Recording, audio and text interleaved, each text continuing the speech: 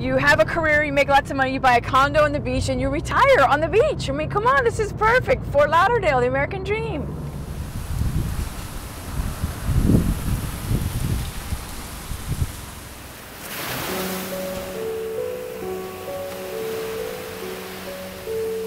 I grew up in a home where my parents didn't get along, and there was verbal and physical abuse from my dad towards my mom. And so I looked on at that, and I looked on at my parents' relationship, and I really thought I had the all-American family. And so because of what was happening, I began to conclude that to be feminine was to be weak, because I saw my mother as a victim. And so I didn't want to be like her, because I didn't want to be hurt.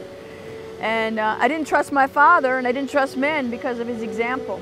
So I began to gravitate towards masculinity out of a desire to protect myself and just to not end up like my mom, who was a victim. I just grew up being called sir, son, and young man. A lot of gender confusion.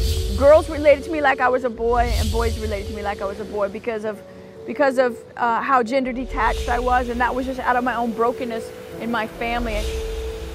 My parents were divorced when I was in 5th grade, and I was sent away to live with relatives in another state. And unfortunately, that's where I was sexually abused by an older male cousin. So as you can imagine, that didn't help my already warped view of men. So by the age of 12 years old, I had only ever seen women treated as the object of a man's lust or the victim of his abuse. And so I didn't have much appreciation for men or desire for them. I had walls built up around myself to protect me. So when I got into high school, it just, what happened was I got involved in a relationship with a girl, and we became best friends, but then we became more than friends.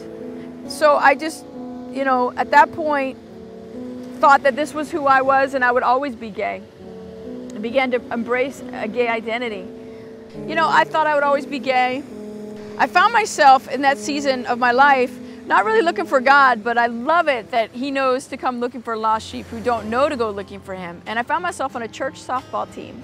Only because of my love of sports. It wasn't, I just tolerated the fact that it was a church team. I had friends that were playing, and so I joined this team.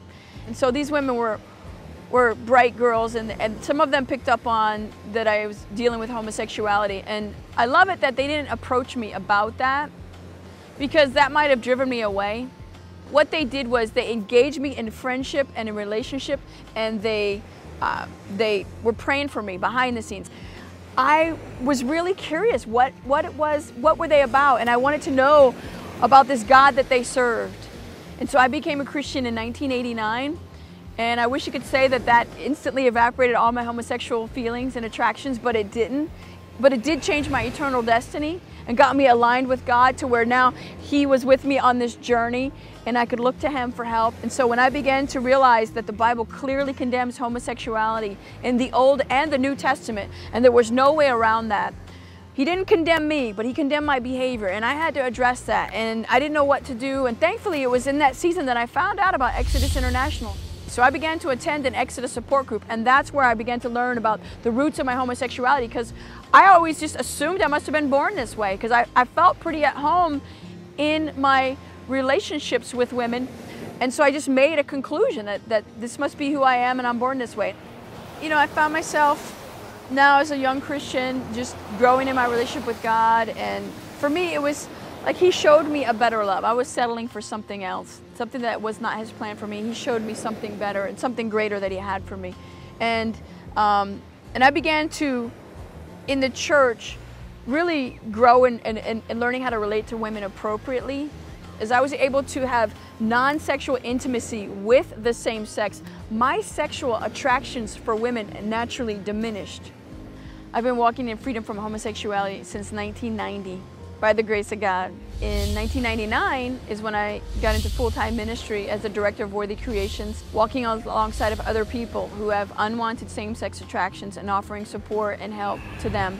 And that's been a great privilege, because I know what it did for me to have others walking alongside me to support me, and how I don't think I could have made it without the discipleship and the support that I had.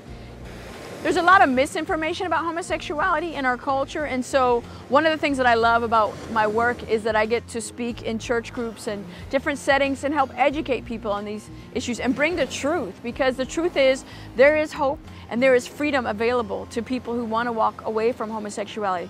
I'm not going to say that it's easy, but I do believe that it's possible for those who are seeking help.